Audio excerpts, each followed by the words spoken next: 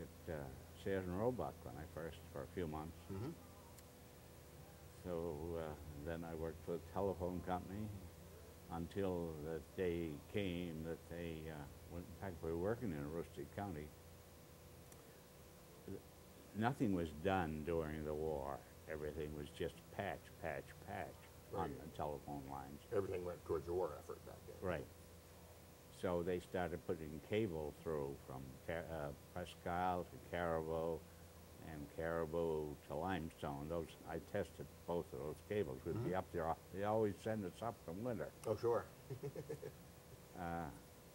Yeah, that was 46 to 49. Then they got the job done, and they called me. I was up in Caribou, and they said, "You report to the flying crew in Presque Monday morning." I said, "With the expenses?" He said, "Oh, no, that's going to be a new assignment." I said, "No, thank you, I'll take it."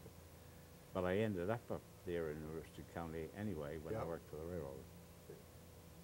But, And the experiences you had during your military, how did they transfer over? Did you learn skills that you could use in getting jobs, or were there so many veterans back then it really didn't matter? I actually just, of course, you're the gunner's mate and the deep sea diving and the garden of the Army wouldn't qualify you anything for outside. But it just sharpens the whole person up. I think military service is great. But I will say, I don't think we've had a war since World War II that's been justified. I'm not a person that likes war. I don't like just going out and dropping bombs on women and children and so forth. Nope. But the experience is great. You know, we had something back in the 30s. Roosevelt put in CCC. Right. You heard of that? Civilian Conservation Corps. Right. And it was run much like the military, which was a wonderful thing, I think. Or even the WPA gave people work. Sure. Yeah, there were some people that goofed off in it, but there was a lot of good men that at least had a job to do. They got their, you can call it welfare if you want to, but they weren't any other jobs. Right, they were put to work and earn their money. So no, I would say the military just made me a better person. Right, sure. But you did mention because of your reserve time before you joined the Navy, you didn't have to go to boot camp, so I'm sure you missed that. You're sorry you missed that entire experience.